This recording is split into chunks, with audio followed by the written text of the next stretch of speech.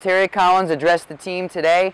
Lots of optimism. David Wright moments ago spoke about how Terry Collins is someone he'd run through a wall for because he was happy that the manager brought fire and enthusiasm to camp. So far it's an optimistic sight here in Port St. Lucie. There's a lot of nights, if we don't play good, a lot of it I don't think I prepared us. So now I'm mad at me. So I'm mad, and that's going to happen again. I can't help that. But I've had all those.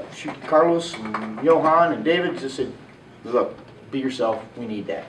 Three of the top questions going into spring training. Number one, you've got to start with the rotation. With Johan Santana out following shoulder surgery, the Mets really are looking to piece together the back end of that rotation. Going into the Grapefruit League, which starts next weekend, Chris Young and Chris Capuano have to be considered the front runners for the final two spots, with Dylan G, who was very impressive in September, looking like a third-place candidate who's looking like he has an outside shot of winning a rotation spot. So it'll be very interesting to see how that shakes out. The second question with the Mets this spring is second base. That's a wide-open competition.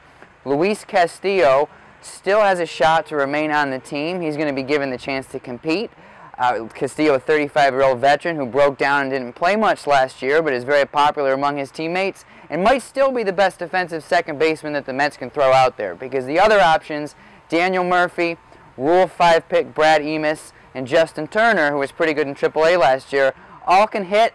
The question's going to be defensively, particularly with Murphy and Emis. So we'll really see how that goes once spring training games start. And the third question really facing the Mets, at least on the front burner, is going to be the bullpen. There's a few people who are guaranteed spots. K-Rod should be the closer, as we know. Bobby Parnell's got the 8th inning spot waiting for him.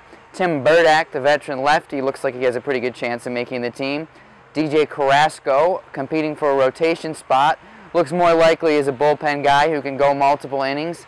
And there are a few other guys, but beyond that, Oliver Perez is competing for a spot, lefty Taylor Tankersley is competing for a spot, and whoever doesn't make that rotation has a shot at being in the bullpen. Pat Mish is maybe a long man to replace Hisunori Takahashi, who departed for the Angels. So really with Mets camp here, with so much in flux with the team, there's a lot of competition for major positions. Starting pitcher, second base, relief pitcher, and that's going to make the Grapefruit League more interesting than usual because there's real, genuine competition.